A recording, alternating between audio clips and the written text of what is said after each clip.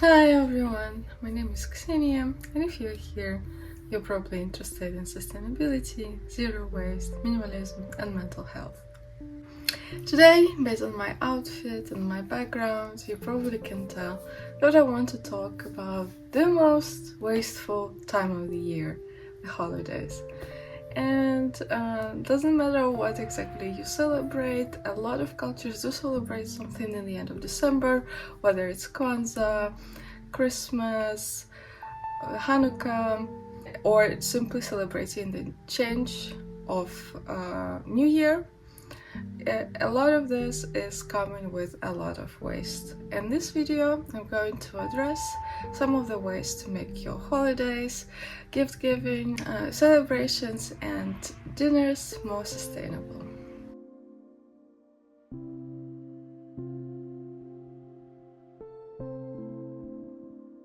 On average, household waste increases by 25% during the holidays time because of a lot of paper and wrappings, ordering presents, buying extra food, and subsequently food waste.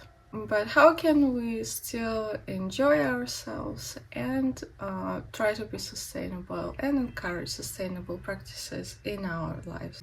My big contribution this year is doing the Eco Advent Calendar, which is a series of shorts on YouTube where I've been sharing small sustainable tips that you can do every day, each day of December, from December 1st to December 24th. So if you haven't seen it, make sure to check it out. Let's start with one of the simplest things, which is holiday decorations. Now, a lot of them are made from unsustainable materials, and there are tons and tons of new trendy things every year. But think about it, do you really need all of these? Even if you are not decorating at all, it's up to you. But if you, like me, like a little bit of winter fairy tale vibe throughout the months of November and December, it's nothing wrong about it.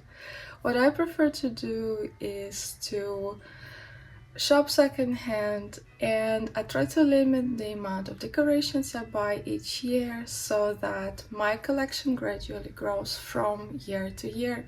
And a lot of the ornaments on my tree are also gifted, and I like giving secondhand thrifted decorations as well. The big tree of Discord is of course the Christmas tree itself, and there are benefits of having a live tree, same as there are benefits of having an artificial tree. I personally prefer live trees because we keep them from year to year, and if you want live trees as well, you can try to compost it or adopt one from a free tree farm, so that you can borrow the tree for the holiday season and bring it back. Very important thing for making the live tree lasting in your house is watering it regularly, and also making sure that the differences of temperatures are not too drastic. So when you bring the tree from the outside, try to give it a couple of days to acclimatize and get used to the warmth of your house. And when you are taking it out, do exactly the same.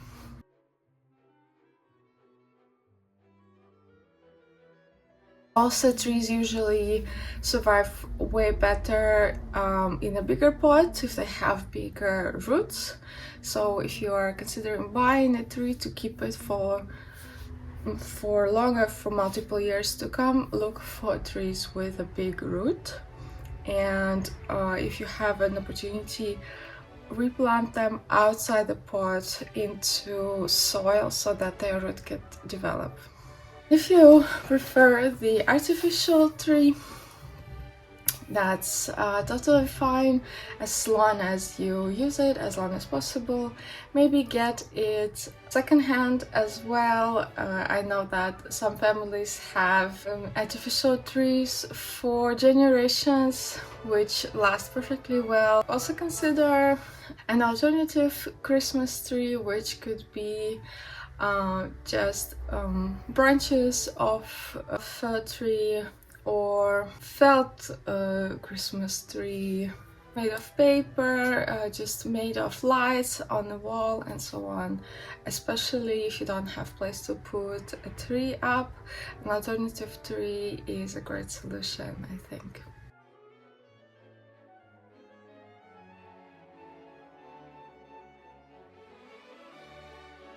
For me, holiday season is a lot about being grateful and celebrating time with your loved ones, and I love giving gifts as well.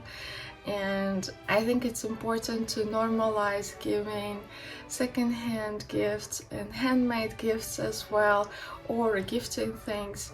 For example, if you get alcohol which you don't like, or you don't drink alcohol at all, you can always regift it, or make a cool cocktail kit and regift it like that. I have shared a lot of videos of how you can wrap presents sustainably as well, using furoshiki method with fabric, and fabric you can also source at the thrift store. Another thing that I do with my partner is not giving physical gifts, but giving experiences as gifts, spending time together, going out, having a staycation, or having a city trip for a couple of days. I think experience as gifts is one of the best things that you can gift. And if you are really tight with money, you can still give experience gift. For example, offering to babysit for someone, cooking a meal for them, offering massage, a spa day where you just pamper yourself with some homemade remedies. That's still fun. It shows that you pay attention and shows effort as well. I'm not big on sending cards, but I know that in many countries, Netherlands included, sending cards is one of the biggest traditions. So if you are really used to sending cards, maybe consider making cards yourself. Make it, if you have kids, make it like a whole activity, using your children's crafts and drawings to incorporate into cards. And I've also seen videos of upcycling old paper and making it into cards, and even putting seeds inside the paper so that they could be planted. Don't forget that there is a CO2 emissions trail tied to sending posts. So in this case, if you can deliver the cards personally together with a gift, or when you're going to a party, that's great. But if you want to send them to someone who lives far away, maybe consider sending an e-card. You can even make it like a whole newsletter about your year and about your family. If you're sending it, for example, to your grandparents, or make it a whole video of memories throughout the year with the person. I think that now we're so used to storing content and rewatching some of the videos that we make that maybe there is no need in paper cards. And if you still want paper cards, and if your parents and grandparents are old school, please just make sure that you're using a sustainable postage, and try to source your paper cards sustainably as well from a small business or thrift them as well. I find so many cute even vintage cards, greeting cards in thrift stores as well. The last but not least is of course hosting a party, going to dinner, celebrating, have a New Year's Eve party, and that involves a lot of waste and consumption as well, which could be reduced in my opinion. Starting with the outfit that you can always rewear, shop your own closet, style an item is in an interesting way, and also just thrift your outfit. There are so many sparkly bling dresses and accessories that you can find in a thrift store. Same goes for cooking dinner. I believe that even people who like meat can always enjoy a plant-based meal. I think that there is a big misconception that vegetarian and vegan dishes are, on rabbit food. Vegetarians don't only eat salads. You can play with textures, use a lot of vegetables, use meat substitutes, but also a lot of traditional recipes that have been cooked for holidays could be flipped and made plant-based.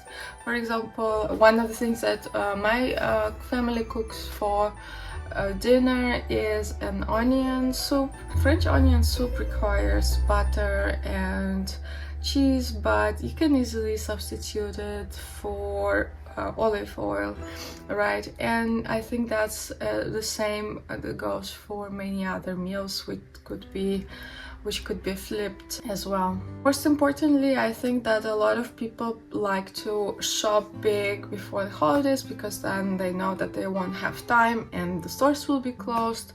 So it's understandable that you might have some produce that you bought hoping to make something out of it, but then it's spoiled. And to prevent that, I would recommend, first of all, storing veggies and everything properly. There are certain places in the fridge based on the temperature that are good for condiments and good for vegetables and meat. You can always freeze some of the things, whether cooked or raw.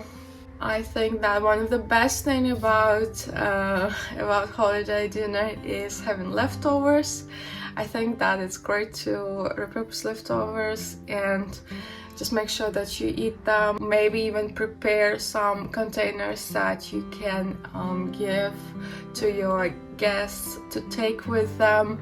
In many cultures, it's completely normal to send your guests back with lots of food and a piece of cake as well. If all fails, of course, you can always compost the food. If you do not have a compost facility near you, you can freeze the scraps and then compost when you're going to a recycling center. In my case, of course, I always give it to my chickens.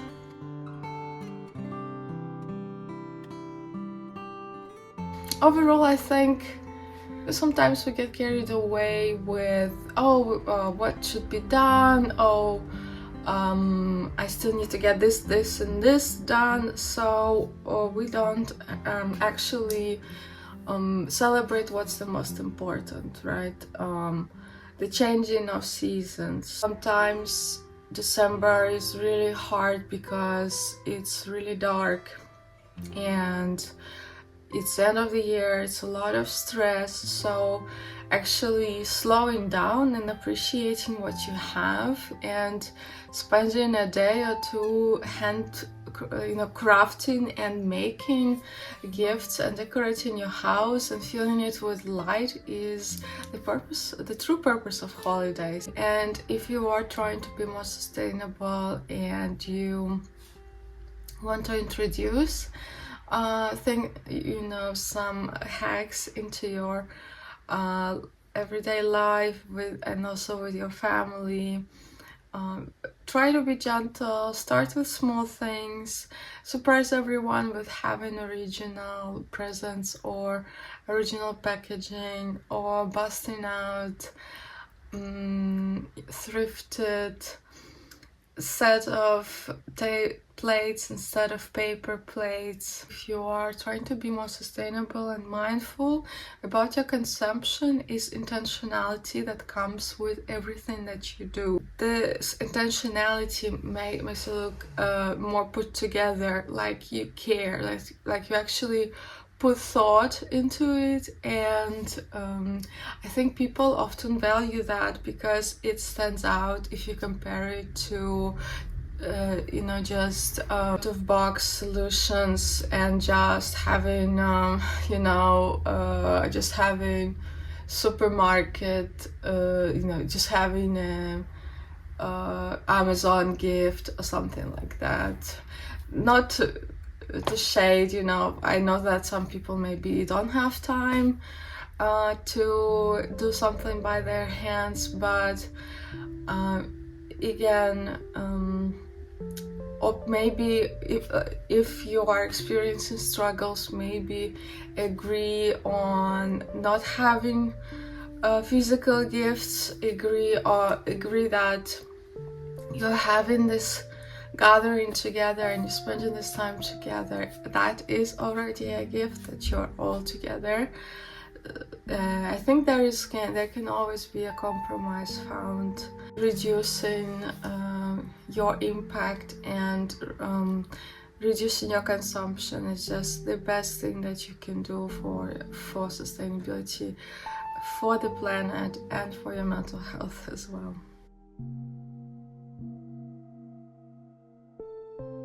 Well, thank you so much for watching. I hope you enjoyed it. I hope that it resonated with you as well. Let me know in the comments which traditions do you have in your family or with your loved ones for the holiday season, and if you even celebrate anything in December, January. And as all YouTubers and vloggers are supposed to say, please like this video, click the notification bell button and subscribe. Bye!